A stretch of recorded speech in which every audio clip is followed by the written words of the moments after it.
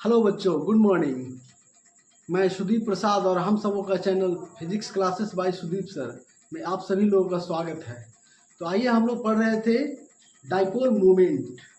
Dipole moment हमने बता दिया था आपको। और आज हम लोग पढ़ेंगे electric field due to dipole. Electric field due to dipole में भी हमने बता दिया था कि electric field due to dipole axial point पे क्या होता है। On the axis of the dipole पे इलेक्ट्रिक फील्ड क्या होता है। तो हमने कल सीखा था कि ऑन द एक्सिस ये डाइपोल है, कोई प्लस क्यू चार्ज यहाँ है, ये माइनस क्यू चार्ज यहाँ है। माइनस क्यू से प्लस क्यू की तरफ जो है इसका डाइपोल मोमेंट का ये डायरेक्शन होता है। तो हमने कल बताया था आपको कि इसके एक्सिस पर क्या होगा इलेक्ट्रिक फील्ड का क्या होगा। मान लीजिए कि यहाँ से एक्स डिस्टेंस पे हमको निकालना है, इसके सेंटर से एक्स डिस्टेंस पे हमको निकालना है इलेक्ट्रिक फील्ड यहाँ पे पी पॉइंट पे निकालना है। तो यहाँ पे हमने बताया था कि होता है 2kp/x3।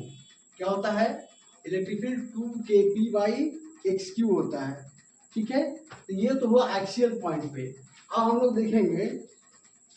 लोग देखेंगे परपेंडिकुलर बाइसेक्टर पे क्या होगा। ये तो हुआ एक्सियल पॉइंट पे कि इलेक्ट्रिक फील्ड इतना होता है 2kp/x3।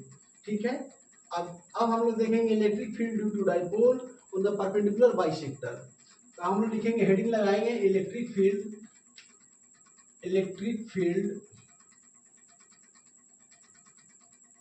Due to dipole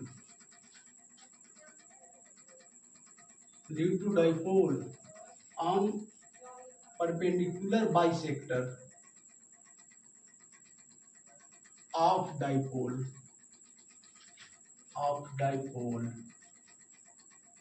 perpendicular bisector of dipole पर क्या होगा इलेक्ट्रिक फील्ड, इसका आज हम लोग डेरिवेशन करेंगे। तो आइए हम लोग देखते हैं कि परपेंडिकुलर बाइसेक्टर पे क्या होगा, इलेक्ट्रिक फील्ड कैसे डेराइव करते हैं। तो मान लीजिए कि ये डाइपोल है, यहाँ पे माइनस क्यू चार्ज है और यहाँ पे प्लस क्यू चार्ज है। ये डाइपोल है, माइनस क्यू चार्ज यहाँ पे है, प्लस क्यू चार्ज है, और ये 2l लेंथ द्वारा सेपरेटेड है।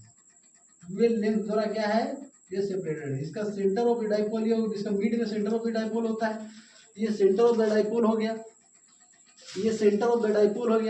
अब सेंटर ऑफ द डाइपोल से परपेंडिकुलर बाइसेक्टर पे हमसे पूछ रहा है कि परपेंडिकुलर बाइसेक्टर पे क्या होगा इलेक्ट्रिक फील्ड। ठीक है, तो हमने परपेंडिकुलर बाइसेक्टर इसका बना लिया। ये परपेंडिकुलर बाइसेक्टर है, 90 डिग्री का बना रहा है, तो परपेंडिकुलर बाइसेक्टर है ये। अब परपेंडिकुलर बाइसेक्टर पे हमने मान लिया कि x डिस्टेंस पे हमको इलेक्ट्रिक फील्ड फाइंड करना है। तो x डिस्टेंस मान लिया जाए कि यहाँ पे आ रहा है x डिस्टेंस पे हमको इलेक्ट्रिक फील्ड फाइंड करना है p पॉइंट पर। और ये पॉइंट कुछ भी हो, m पॉइंट हो, p पॉइंट हो, कुछ भी हो सकता है। तो हमको यहाँ से है कि इस परपेंडिकुलर बाइसेक्टर पर x डिस्टेंस पे हमको इलेक्ट्रिक फील्ड फाइंड करना है। ठीक है, बहुत अच्छा है। तो आइए देखते हैं, इसको हम लोग ज्वाइन कर देते हैं। इस लाइन को यहाँ से ज्वाइन कर देते हैं, इस चार्ज से ज्वाइन कर देते हैं, इस चार्ज से हमने ज्वाइन कर दिया, और इस लाइन को इस चार्ज से ज्वाइन कर देते हैं, यहाँ हमने ज्वाइन कर दिया। ठीक है, अब देखिए, अब ये क्या हुआ, ये परपेंडिकुलर बाइसेक्टर है बच्चों। तो आप समझ गए होंगे कि जब ये परपेंडिकुलर बाइसेक्टर है, ये लाइन, और ये मिड पॉइंट पर है, तो जितना एंगल ये होगा उतना ही एंगल ये होगा।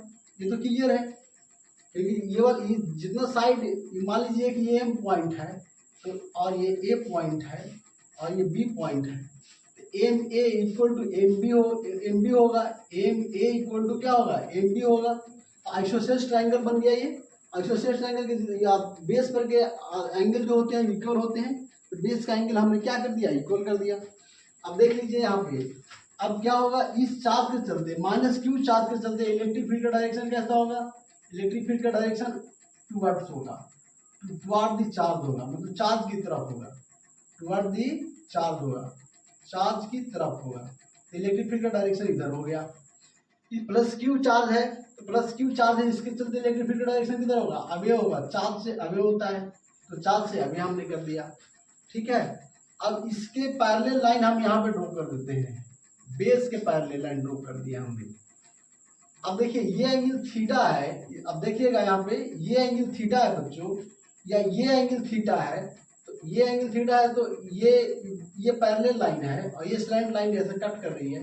ये एंगल थीटा है तो ये एंगल भी थीटा होगा, ये एंगल थीटा हो गया तो ये एंगल भी थीटा होगा। ये समझ गए होंगे आप।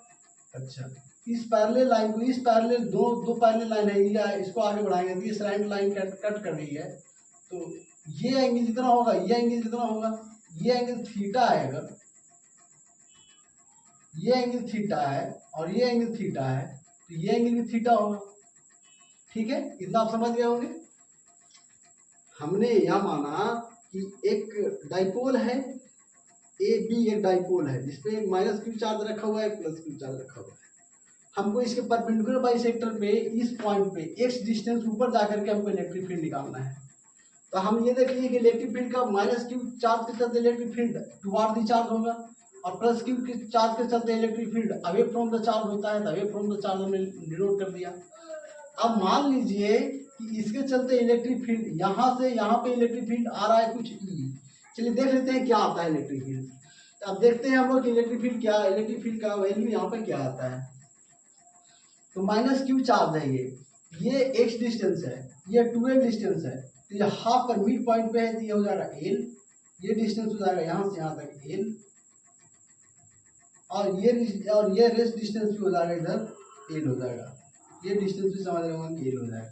ठीक है, हमने मान लिया कि ये डिस्टेंस a में जो है वो r है। हमने ये लेट कर लिया कि लेट, ये r जो डिस्टेंस की है लिखा हुआ है, ये लेट किया हुआ है, ये लेट किया हुआ है। ठीक है बच्चों, बहुत आसान है, अब इसको डिराइव कर लेना। हम लोग क्या करेंगे, हम लोग इसको क्या करेंगे कि माइनस क्यू चार्ज के चलते एम पॉइंट पे इलेक्ट्रिक फील्ड निकालना है। तो हम लिखते हैं electric field due to minus Q charge on point M point पे क्या होगा। ठीक है, तो क्या हो जाएगा यहाँ पे इलेक्ट्रिक फील्ड हो जाएगा, मान लिया जाए कि E1 इलेक्ट्रिक फील्ड होता है, E1 इज इक्वल टू हो जाएगा के क्यू तो चार्ज है, K Q divided by R square, ये डिस्टेंस यहाँ से यहाँ तक r है तो हमने लिख दिया r स्क्वायर।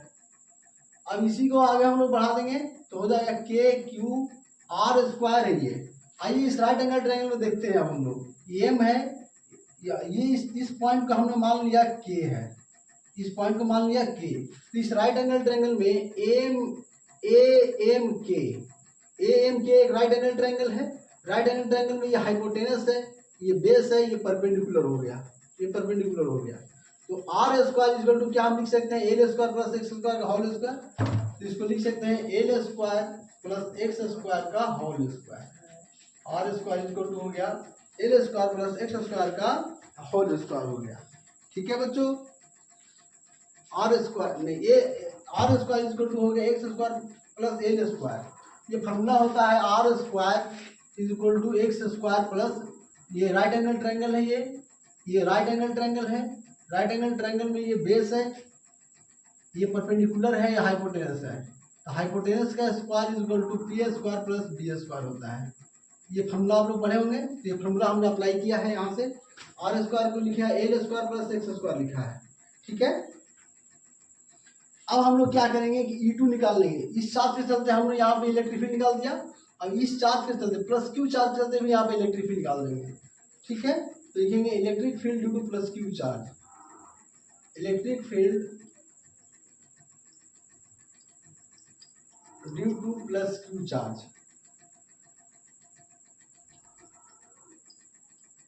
एट एम, कहाँ एम पर हम निकाल रहे हैं। ठीक है, तो ये हो जाएगा E2 इज इक्वल टू हो गया के क्यू डिवाइडेड बाय, अगेन फिर से हो जाएगा आर स्क्वायर, ये आर है तो ये भी आर हो जाएगा। ठीक है, K Q by are square, तो फिर से इसको हम लिखेंगे के क्यू बटा आर स्क्वायर को, फिर ये एल है और ये एक्स है, L square plus X square लिखेंगे, X square plus L square लिखेंगे, के क्यू बटा X square plus L square हो गया। ठीक है बच्चों, अब E1 E2 हमने निकाल दिया। अब डायरेक्शन देख लेते हैं। अब इसका डायरेक्शन इधर है, इसका डायरेक्शन इधर है, इस डायरेक्शन में है, तो इसका दो कंपोनेंट होगा, इसका दो कंपोनेंट होगा, एक कंपोनेंट इधर की ओर होगा, इधर की ओर होगा। मान लिया जाए कि इवन ये जो कंपोनेंट है इसके चलते हमने माना था E1 माइनस क्यू चार्ज के चलते, तो माइनस क्यू चार्ज के चलते हमने माना था तो इसका डायरेक्शन इधर है। इसका दो कंपोनेंट, एक कंपोनेंट ये होगा और एक कंपोनेंट ये होगा। इधर का कंपोनेंट होगा E1 cos थीटा और इधर का कंपोनेंट होगा E1 sin थीटा। समझ गए होंगे? अगर इस डायरेक्शन में E हो तो इस डायरेक्शन में E है तो ठीक है, इस डायरेक्शन में E है तो इधर E1 cos थीटा होगा और इधर E1 sin थीटा होगा। उसी तरह से इसका देखिए ये अवे जा रहा है इलेक्ट्रिक फील्ड, इस डायरेक्शन में E1 है, ये वाला E1 है, यहाँ E2 है, तो इस डायरेक्शन में होगा E2 sin थीटा। इधर क्या होगा E2 sin थीटा और इधर क्या होगा E2 cos theta, E2 cos theta. ठीक है, आप समझ गए होंगे। देख लेते हैं वीडियो कैसा आ रहा है।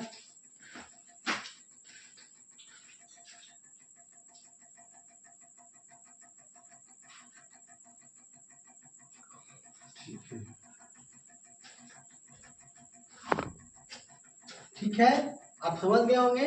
तो इधर क्या हो गया हमारा, इधर हो गया E2, इस डायरेक्शन में हो गया E2, तो इधर हो गया E2 sin थीटा और इधर हो गया E2 cos थीटा। ठीक है, अच्छा अब देखिए, अब यहाँ पे हम लोग देख रहे हैं कि E1 और E2 का मैग्नीट्यूड दोनों का सेम है। E1 का भी मैग्नीट्यूड KQ/L² है और E2 का भी मैग्नीट्यूड KQ/L² है। इसका मतलब E1 और E2 दोनों बराबर है। इसका मीनिंग क्या है कि E1 एंड E2 क्या है, बराबर है। E1 E2 को हमने मान लिया बराबर है तो E मान लिया, तो E मान लिया तो E1 E2 से हटा करके हम E लिख देते हैं। E cos थीटा हो गया, यहाँ भी E2 हटा देंगे, यहाँ भी E कर देंगे, यहाँ भी E1 से E कर देंगे, यहाँ भी E1 हटा देंगे, E sin थीटा हो गया। देखिए E sin थीटा ऊपर में भी है, E sin थीटा ऊपर में भी है, E sin थीटा नीचे में भी है। ये वाला इलेक्ट्रिक फील्ड देखिए E sin थीटा ऊपर जा रहा है और E sin थीटा नीचे जा रहा है, तो ये वाला इलेक्ट्रिक फील्ड क्या हो रहा है, ये वाला इलेक्ट्रिक फील्ड कट कर रहा है, एक दूसरे को कैंसिल कर रहा है।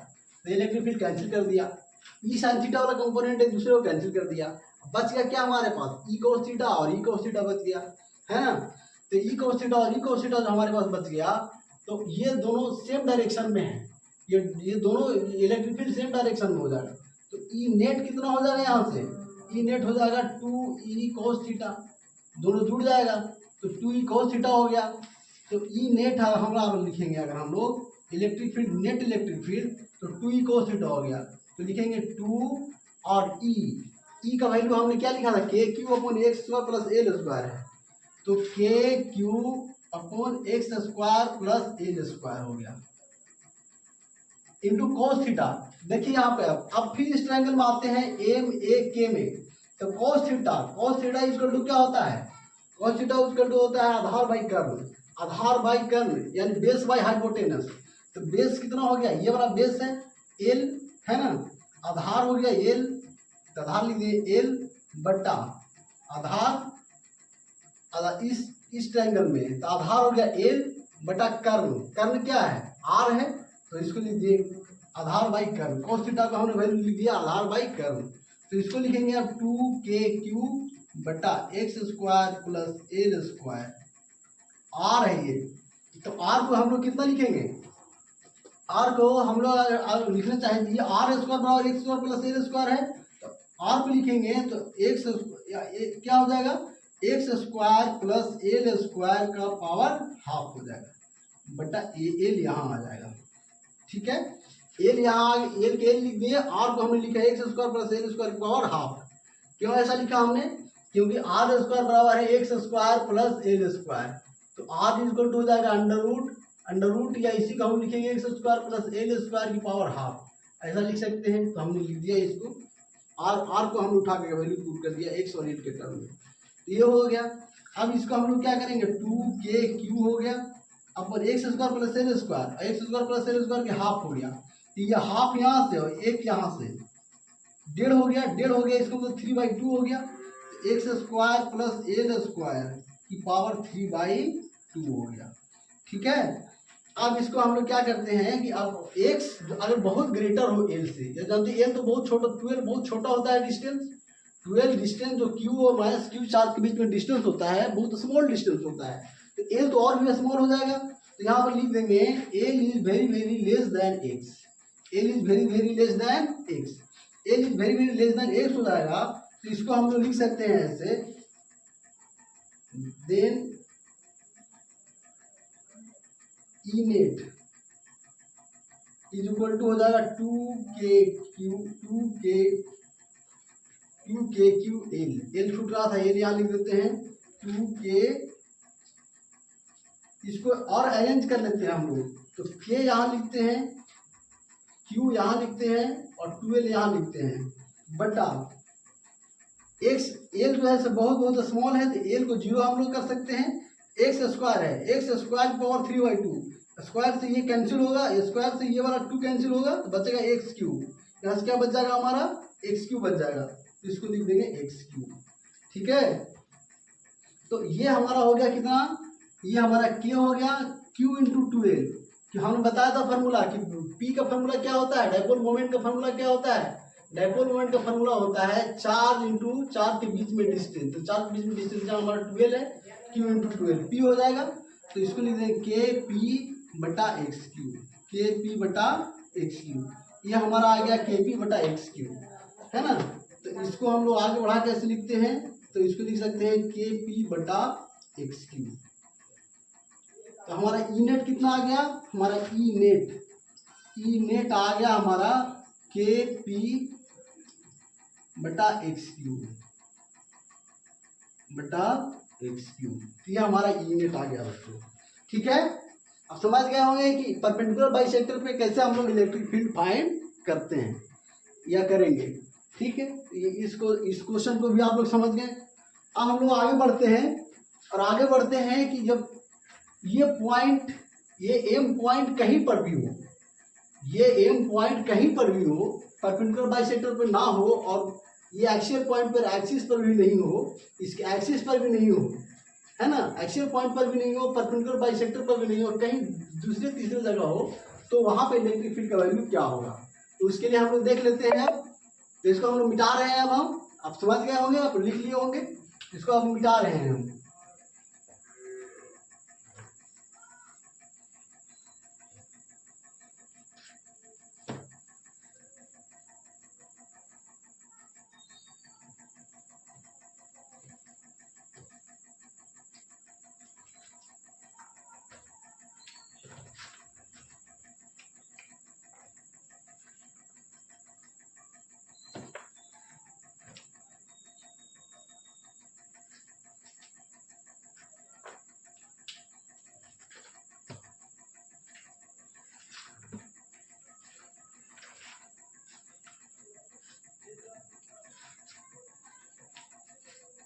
इसी में एक बात और समझ लेना था कि हमारे एक्सियल पॉइंट पे जो आया था, एक्सियल पॉइंट पर जो आया था वो क्या आया था, eight axial point, eight axial point पे जो हमारा इलेक्ट्रिक फील्ड का आया था वो आया था 2KP बटा एक्स क्यू आया था। और इक्वेटोरियल पॉइंट पे क्या आया, इक्वेटोरियल पॉइंट पे हमारा क्या आया इलेक्ट्रिक फील्ड आया KP बटा एक्स क्यू। इसका मतलब हम लोग कह सकते हैं, इसका मतलब हम लोग ये कह सकते हैं कि एक्सियल पॉइंट पर जो इलेक्ट्रिक फील्ड है, ई एक्सिस जो है वो 2 टाइम्स है इक्वेटोरियल पॉइंट का, ई इक्वेटोरियल पॉइंट का 2 टाइम्स है ना। तो हम लोग ऐसे भी कर सकते हैं इसको। चलिए हम लोग आगे बढ़ते हैं।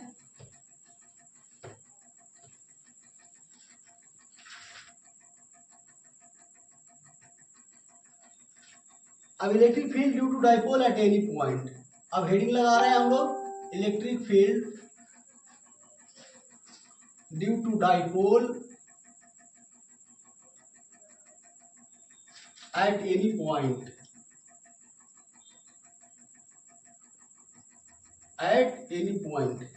एनी पॉइंट पे इलेक्ट्रिक डाइपोल के चलते इलेक्ट्रिक फील्ड क्या होगा, एनी पॉइंट पर इलेक्ट्रिक डाइपोल के चलते इलेक्ट्रिक फील्ड क्या होगा, इसको हम लोग सॉल्व करेंगे। तो फिर से वही हम लिख रहे हैं, ये यहाँ पे -q चार्ज है, देख लीजिए फिगर पर देख लीजिए, यहाँ पे ये -q चार्ज है यहाँ पे ये प्लस क्यू चार्ज है, ये इलेक्ट्रिक डाइपोल हो गया। इसका लेंथ यहाँ से यहाँ तक 12 है। इसका लेंथ क्या है?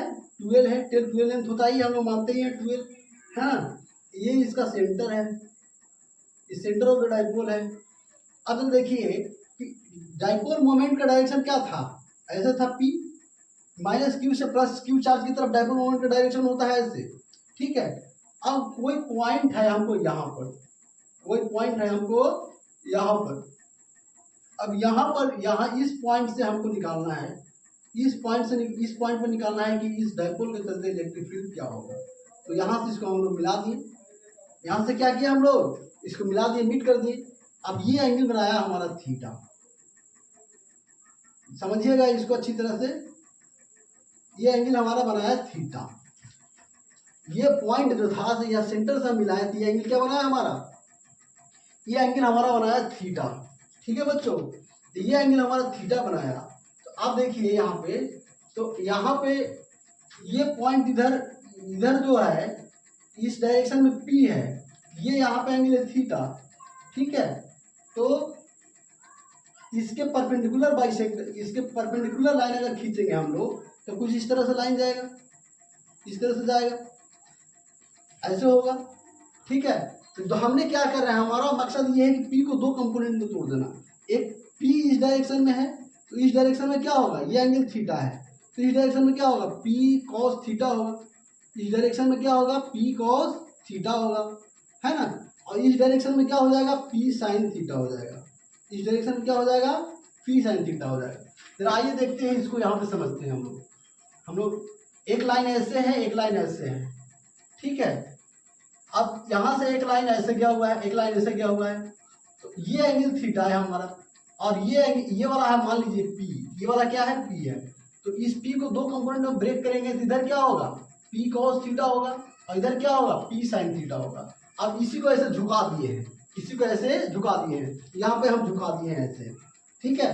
ये थीटा एंगल है और इधर P है, इधर का P cos थीटा होगा, इधर P sin थीटा होगा। इतना आप लोग समझ गए होंगे मेरा कहने का क्या मीनिंग है।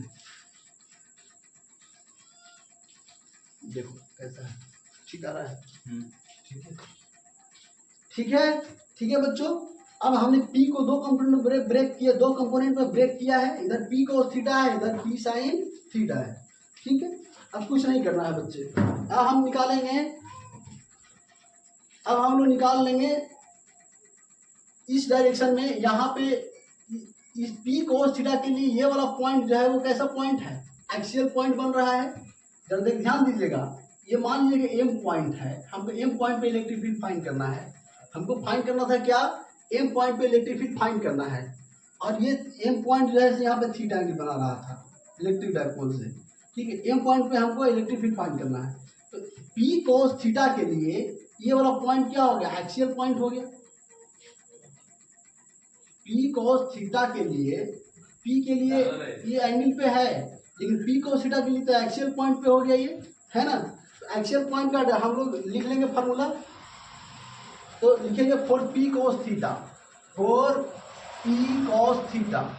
तो P cos थीटा के लिए क्या हो जाएगा, तो P cos थीटा के लिए P इस डायरेक्शन में इलेक्ट्रिक फील्ड क्या हमारा आ रहा था, 2kp cos थीटा, 2kp इस एक्सियल में डायरेक्शन जब P था हमारा डाइपोल, जब हमारा डाइपोल क्या था, P था, याद होगा आपको, ये था डाइपोल, यहाँ पे प्लस क्यू चार्ज था और यहाँ पे माइनस क्यू चार्ज था और यहाँ पे प्लस क्यू चार्ज था। तो एक्सियल पॉइंट पे जब इसका डायरेक्शन कुछ इस तरह से था और इसका ये मिड पॉइंट था, है ना। तो ये मिड पॉइंट था, ये प्लस क्यू था, ये माइनस क्यू था, और इसका डाइपोल मोमेंट P था, इसका डाइपोल मोमेंट P था। तो हमारा इलेक्ट्रिक फील्ड क्या आ रहा था, 2kp/xq आ रहा था, ये आ रहा था ना हमारा। लेकिन यही अब यही हमारा ये बन गया इस तरह से, और इसका बन गया ये, इसका डाइपोल मोमेंट हो गया P cos थीटा हो गया, P cos थीटा हो गया। तो P cos थीटा के लिए डाइपोल मोमेंट के लिए P डाइपोल मोमेंट था तो 2kp/xq आ रहा था। P cos थीटा है डाइपोल मोमेंट, तो क्या हो जाएगा इलेक्ट्रिक फील्ड, तो इलेक्ट्रिक फील्ड हमारा आ जाएगा E = 2kp cos थीटा बटा xq हो जाएगा। अब समझ गए होंगे आप लोग यहाँ से, क्लियर। कि जब इसका डाइपोल मोमेंट P था, इसके एक्सिस पे, इसके एक्सियल पॉइंट पे इलेक्ट्रिक फील्ड 2k p/x³ आ रहा था। अब ये P cos थीटा हो गया, तो P cos थीटा हो गया, तो P cos theta dipole moment हो गया, तो इस डाइपोल मोमेंट के चलते इलेक्ट्रिक फील्ड क्या होगा, 2k p cos थीटा बटा x³ हो गया। तो इलेक्ट्रिक फील्ड हमको यहाँ पे निकल गया। ठीक है, अब उसी तरह से इक्वेटोरियल पॉइंट पे निकालेंगे 4, ये मिटा दे रहे हैं हम, और P cos थीटा के लिए electric field 2k p cos theta बटा x³ आ गया। अब 4 P sin theta, P sin theta के लिए निकालेंगे हम लोग इक्वेटोरियल पॉइंट पर। तो याद कीजिए कि इक्वेटोरियल पॉइंट पे क्या था, हम याद दिला दे रहे हैं आपको। इक्वेटोरियल पॉइंट पे क्या था, ये देखिए इक्वेटोरियल पॉइंट था, ये इक्वेटोरियल पॉइंट था। यहाँ पे क्या आ रहा था, इलेक्ट्रिक फील्ड का वैल्यू आ रहा था kp/x³, kp/x³। जब इसका डाइपोल मोमेंट P था, जब इसका डाइपोल मोमेंट क्या था, P था, इसका डाइपोल मोमेंट क्या था, यहाँ पे +q चार्ज था, यहाँ पे -q चार्ज था, यहाँ पे +q चार्ज था, है ना। तो इक्वेटोरियल पॉइंट पे आ रहा था इलेक्ट्रिक फील्ड kp/x³। अब इसकी इक्वेटोरियल पॉइंट, इसको थोड़ा सा हम आगे बढ़ा देते हैं, इसको थोड़ा सा हम आगे बढ़ाते हैं, आपको समझ में आ जाएगा। देखिए अब ये P sin थीटा है, अब P sin थीटा की इक्वेटोरियल लाइन हो गया, ये क्या हो, परपेंडिकुलर लाइन हो गया P sin थीटा का। तो P sin थीटा के परपेंडिकुलर लाइन पे यहाँ पे इलेक्ट्रिक फील्ड क्या होगा, P sin थीटा होगा। यानी यहाँ पे इलेक्ट्रिक फील्ड हमारा कितना हो जाएगा, E = हो जाएगा kp sin थीटा बटा x³ होगा। ये मान लीजिए E1 है, और ये क्या हो गया हमारा E2 हो गया। तो यहाँ पे E1 हो गया 2kp cos थीटा बटा x³, और E2 हो गया kp sin थीटा बटा x³। अभी समझ गया होंगे इतना। ठीक है, अब बहुत आसान है, अब नेट इलेक्ट्रिक फील्ड निकाल लेना है हमको। अब क्या करना है, नेट इलेक्ट्रिक फील्ड निकालना है बच्चे। तो नेट इलेक्ट्रिक फील्ड के लिए क्या करेंगे हम लोग, ई नेट के लिए क्या करेंगे, ये दोनों लाइन, ये वाला लाइन और ये वाला लाइन परपेंडिकुलर लाइन है, आपस में 90 डिग्री कोण बनाता है। ये वाला लाइन, ये लाइन और ये लाइन आपस में यहाँ पे 90 डिग्री का कोण बना रहा है, 90 डिग्री कोण बना रहा है। जिसके इसके लिए अगर हम लोग ये दोनों P cos थीटा और P sin थीटा के लिए नेट इलेक्ट्रिक फील्ड निकालें, जिसका E1 और E2 है, तो ये हो जाएगा E1² + E2² का √। ये समझ गए होंगे आप लोग, सिंपल सा फॉर्मूला है, वेक्टर एडिशन हमने लगा दिया है। ठीक है, अच्छा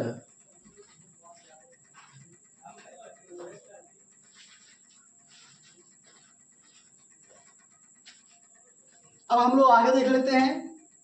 तो E net = √E1² + E2² करना है।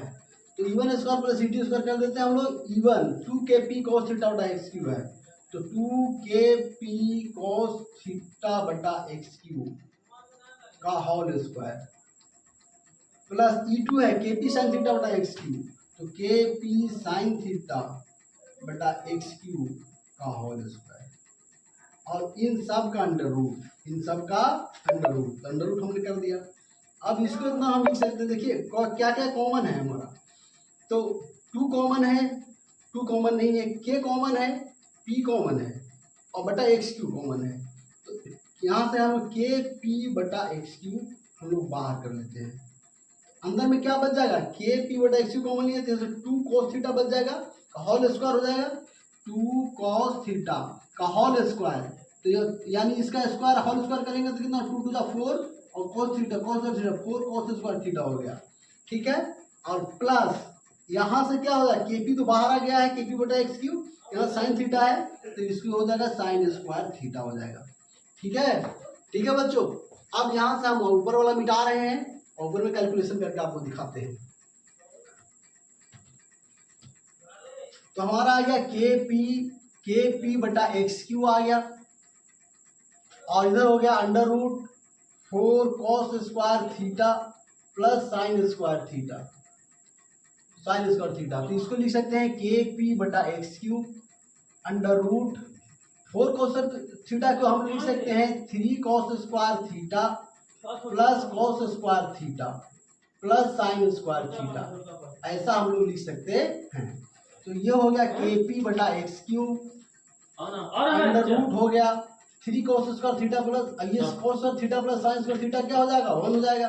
तो यहाँ से लिखेंगे 3 cos स्क्वायर थीटा प्लस 1, तो 1 + 3 cos स्क्वायर थीटा हो गया ये। ठीक है बच्चों, अब कुछ नहीं करना है, यही हमारा आ गया फाइनल के ई नेट हमारा आ गया ई नेट। इसी को और थोड़ा अरेंज कर लें हम लोग, तो अरेंज करेंगे तो ई नेट इक्वल टू आ जाएगा हमारा, ई नेट इक्वल टू हमारा क्या आ जाएगा, ई नेट। इसको अरेंज कर देते हैं तो आ जाएगा के पी बटा X cube under root 1 + 3 cos square theta, 1 + 3 cos square theta. यह आ गया ई नेट हमारा के पी बटा X cube under root 1 + 3 cos square theta. अब इसे दोनों फार्मूला हम डिराइव करके देखते हैं, क्योंकि ये तो एनी पॉइंट पर है। ये जो फार्मूला हमारा डिराइव हुआ है बहुत इंपॉर्टेंट फार्मूला है, इसको आप लोग लर्न कर जाएंगे, याद कर जाएंगे, बहुत ही इंपॉर्टेंट फार्मूला है। ठीक है, अब हम लोग क्या करेंगे कि इस फार्मूला से हम लोग दोनों इक्वेटोरियल और एक्सियल पॉइंट पे हम लोग देखते हैं कि हमारा डेरिवेशन आता है कि नहीं। तो एट एक्सियल पॉइंट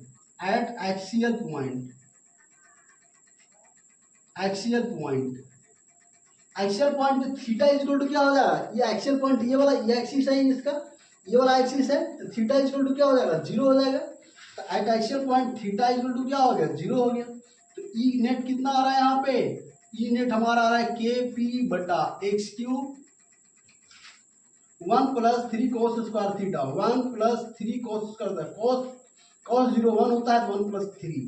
तो आ गया ई नेट हमारा कितना आ गया यहाँ पे, ये 2kp बटा एक्स क्यूब, 2kp बटा एक्स क्यूब आ गया हमारा, एक्सियल पॉइंट पे आ गया। इक्वेटोरियल पॉइंट पे देख लेते हैं हम लोग, एट इक्वेटोरियल पॉइंट पे हम लोग देख लेते हैं, इक्वेटोरियल पॉइंट पे क्या हो रहा है बच्चों, ई नेट इक्वेटोरियल पॉइंट पे थीटा इक्वल टू कितना हो जाएगा, 90 डिग्री हो जाएगा, है ना। थीटा इक्वल टू कितना हो जाएगा, 90 डिग्री हो जाएगा। तो ई नेट इक्वल टू हो जाएगा K P by X cube under root 1 + 3 cos square theta, 1 + 3 cos square theta. तो cos 90 0 होता है, तो ये 0 हो गया टर्म। तो यह आ गया के पी बाई एक्स क्यूब, क्या आ गया, के पी बाई एक्स क्यूब आ गया हमारा। तो इस तरह से हम दोनों फार्मूला भी इससे डिराइव करके आपको दिखा दिए। ठीक है, कि इक्वेटोरियल पोजीशन पे, एक्चुअल पोजीशन पे जो हमारा पहले का डेरिवेशन आया था वो डेरिवेशन आ रहा है कि नहीं, तो ये भी डेरिवेशन आ गया। ठीक है बच्चों, अब एक चीज और पूछता है कभी कभी, तो वो हम भी देख लेते हैं, tan अल्फा का वैल्यू क्या हमको देखना है, tan अल्फा का वैल्यू। tan अल्फा का वैल्यू कहने का मतलब ये है कि ये लाइन, चलिए ठीक है, बस इतना ही है इसमें, ऑल ओवर नथिंग। ठीक है, तो thank you for watching our videos. आज के लिए इतना ही, फिर मिलेंगे कल। Thank you.